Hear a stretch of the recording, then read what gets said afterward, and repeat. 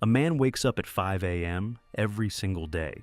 He journals, he reads, he plans his goals in perfect detail. And 5 years later, he's exactly where he started. Meanwhile, someone who barely plans anything, who misses workouts, who doesn't even own a planner, hits their biggest goal in 18 months. Same effort, wildly different outcomes. So, what's actually going on here? Because it's not motivation, it's not discipline, it's not even intelligence. There's a hidden mechanism working against you right now.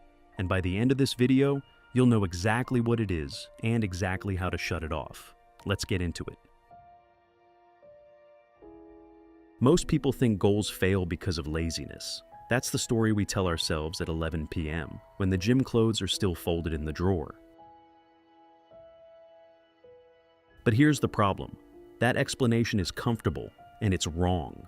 If laziness were the real issue, disciplined people would succeed every time. They don't. Some of the most driven, hard-working people on Earth stay stuck for years.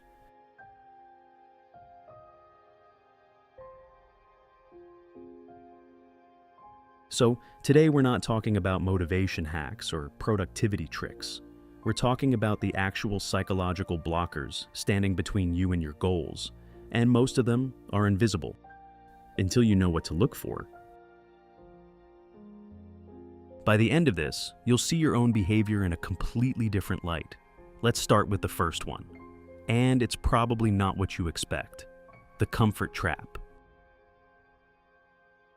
Here's something strange. Your brain doesn't actually want your goals. It wants safety. Every goal worth chasing requires temporary discomfort.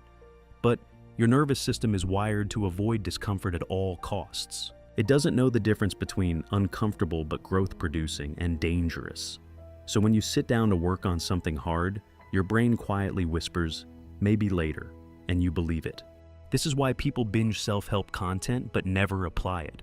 Consuming information feels like progress, but it produces zero discomfort. It's safe. It's fake movement.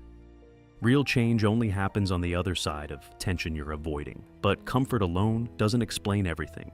There's something deeper happening in how your brain defines who you are. Here's a question that stops people cold. What if your goal contradicts your identity?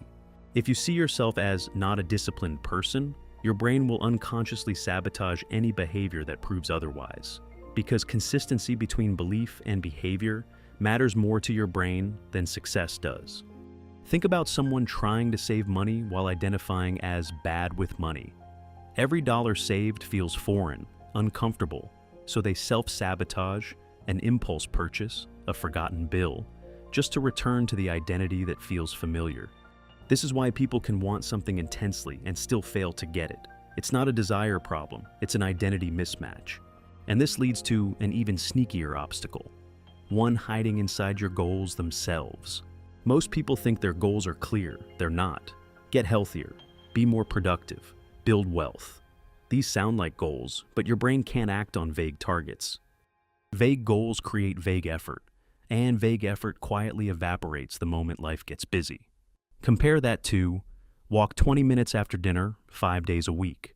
One of these gives your brain literally nothing to grab onto. The other gives it a clear action to execute. Here's the twist though. Even with a crystal clear goal, most people still stall out. Why? Because of something almost nobody talks about.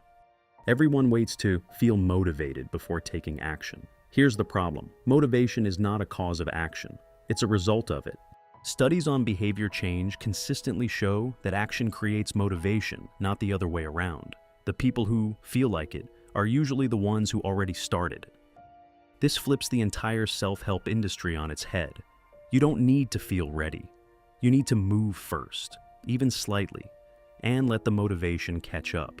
But even once someone starts moving, there's a psychological trap waiting just a few weeks in, one that quietly kills more goals than anything else on this list. 5. The novelty collapse. New goals feel amazing for the first 2 to 3 weeks. Your brain floods you with dopamine because everything feels fresh. Then the novelty fades, and so does the drive. This is the exact point where most people quit. Not because the goal was wrong, not because they lack discipline, but because they mistake fading excitement for fading value. The people who succeed long-term aren't the ones who feel excited forever. They're the ones who build systems that don't depend on excitement at all. But systems alone won't save you if you're fighting the wrong kind of environment, and this next part might be the most underestimated factor of all.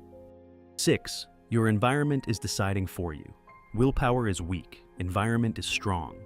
If your phone is next to your bed, you'll check it. If junk food is in the house, you'll eat it.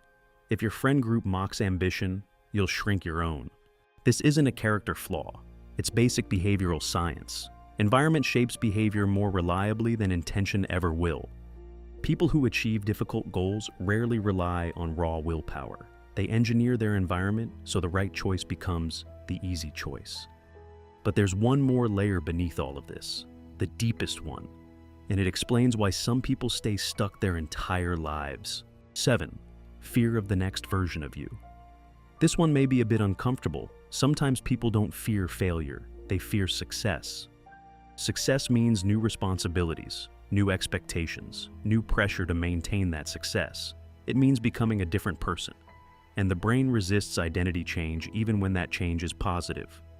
This is why some people self-sabotage right before a breakthrough. Not because they don't want it, but because a part of them is terrified of who they'll have to become to keep it. Once you see this pattern, you can't unsee it, in yourself or in people around you. So, now here's the real question. Knowing all of this, what do you actually do? Here's the truth. None of these blockers disappear through motivation. They dissolve through small, deliberate action. You don't need a bigger goal. You need a smaller first step, one so easy your brain can't justify avoiding it. Because here's the biggest insight in this entire video. You don't rise to the level of your goals. You fall to the level of your systems. So here's your one actionable step. Pick your most important goal right now, and shrink today's version of it down to something so small, it feels almost laughably easy. Then do that one thing in the next hour. Not tomorrow, not when you feel ready, right now. That single action begins rewriting the identity, the environment, and the momentum that's been holding you back all along.